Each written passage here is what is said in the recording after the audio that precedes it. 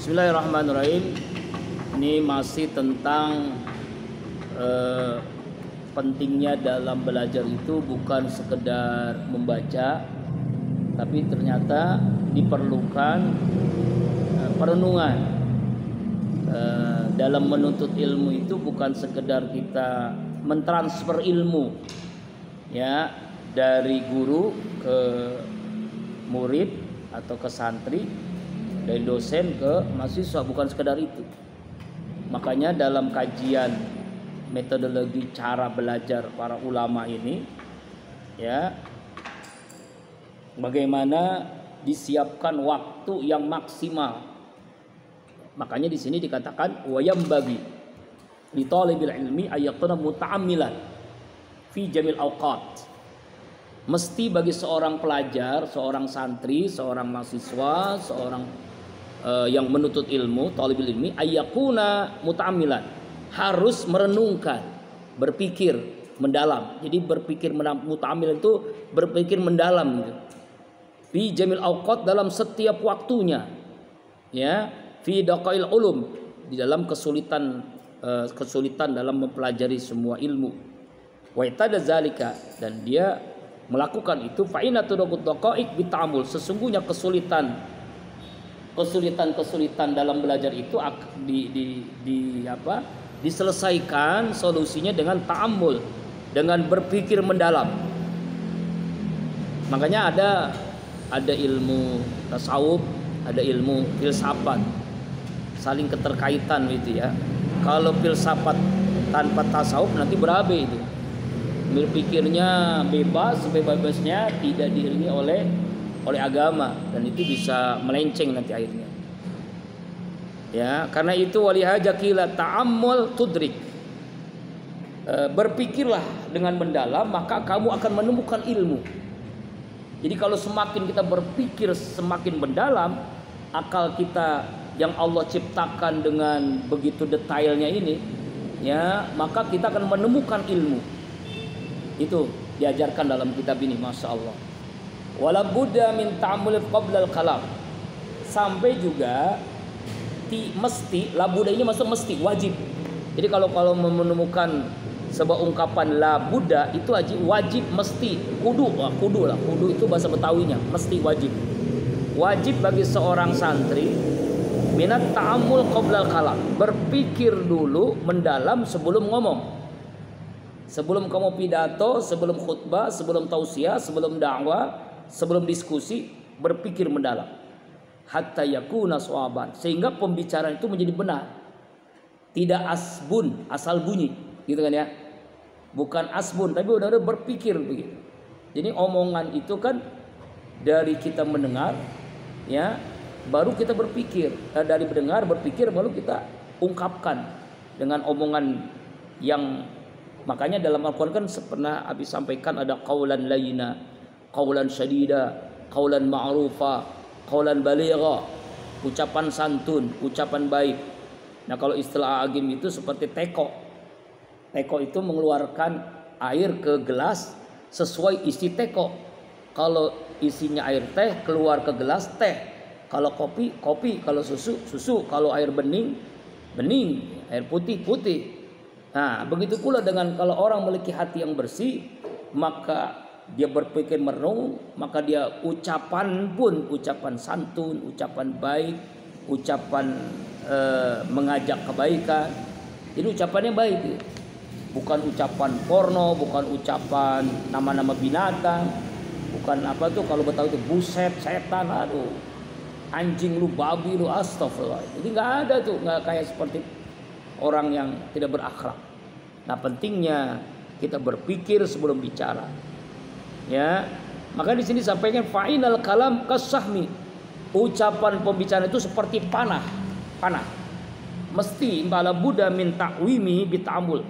Dan mesti meluruskan anak panah supaya masuk ke sasarannya bita'amul, dengan berpikir, dengan merenung, qoblal kalam, sebelum ngomong.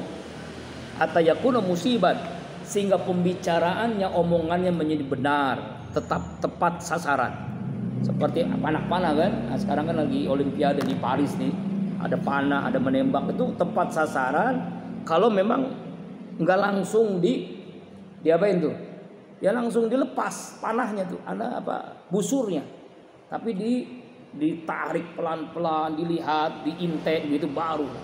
Nah itulah, ya itulah pentingnya berpikir sebelum bicara. Waqala fi usul fikih, ada ulama usul fikih mengungkapkan begini, haja aslun kabirun wa huwa ayyakunal kalam al faqil munazil bit ta'ammul.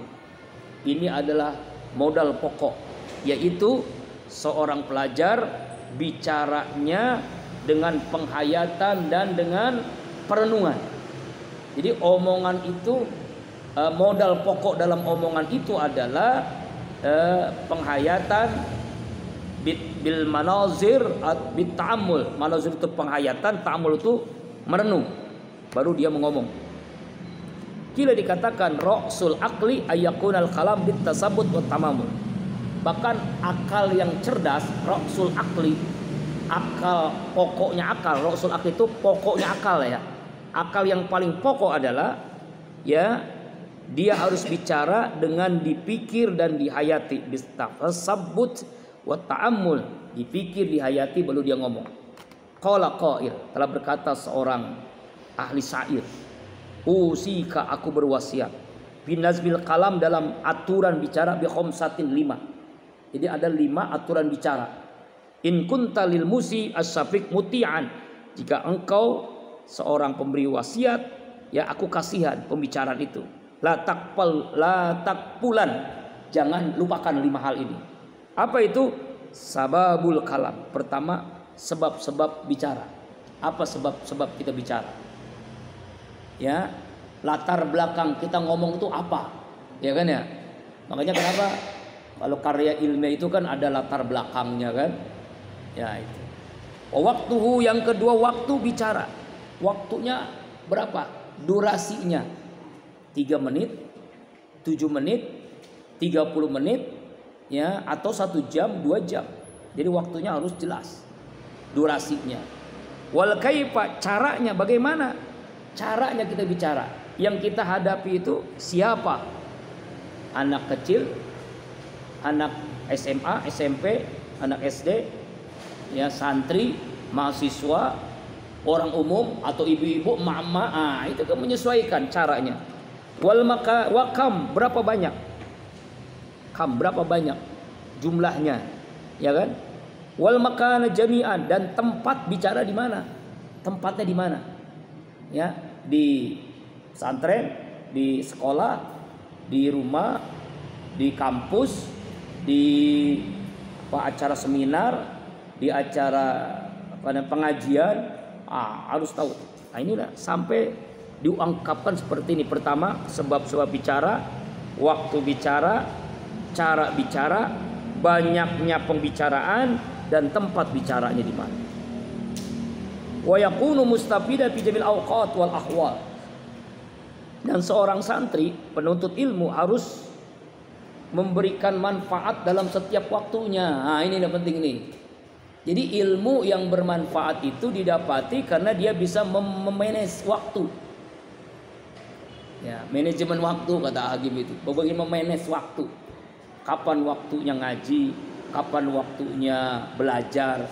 Kapan waktunya istirahat? Kapan waktunya tidur? Kapan waktunya makan?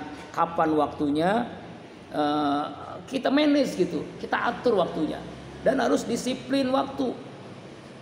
Ini kadang nggak disiplin waktu, tidur jam 1 malam, gimana mau tahajud, subuh juga siangan, ya kan? Ya kan? Kemudian tidak bisa mengatur pola makan, kapan, kapan istirahat, kapan. Nah ini nih, makanya mustafidan fi jamil awqat, memberikan manfaat dalam setiap waktu, ya. Wal ahwal, dan keadaan min jamil akhsos, dalam waktu yang paling murni, paling bersih. Makanya qala Rasulullah SAW, Rasulullah bersabda, al hikmatu, hikmah itu adalah dolatul mumin, harta yang hilang bagi orang mukmin. Hikmah, ada ilmu, ada hikmah. Hikmah itu ilmu yang manfaat. Hikmah itu ilmu yang Allah berikan karena dia dekat dengan Allah. Makanya dalam Al-Quran surah Al-Baqarah, yu'til hikmah mayyasha wa mayyutal hikmah faqad utiya khairan kasira. Hikmah itu diberikan kepada Allah, kepada orang yang Allah kehendaki. Dan kalau Allah berikan hikmah, maka ini mendapatkan karunia anugerah yang sangat besar. Ya, harta yang hilang, hikmah itu dari orang mukmin. Aina wajadaha, ketika yang menemukan harta yang hilang itu, akhojaha, pasti ia akan mengambil harta yang hilang itu. Itulah hikmah. Mudah-mudahan dengan kajian kitab Ta'lim Muta'alim ini, kita harus bisa mengambil ibrah pelajaran. Ternyata menuntut ilmu itu bukan hanya ketika hanya untuk gelar, bukan hanya saat ini, tapi bagaimana fi jamil awqat wal ahwal, dalam setiap waktu dan keadaan kita manfaatkan. Ya, mudah-mudahan ya dari hal-hal yang kecil, dari hal-hal yang sederhana kita bisa memanfaatkan, dan yang tadi disampaikan dalam kitab ini menjadi ilmu yang bermanfaat dunia akhirat buat kita. Amin ya Allah ya Rabbal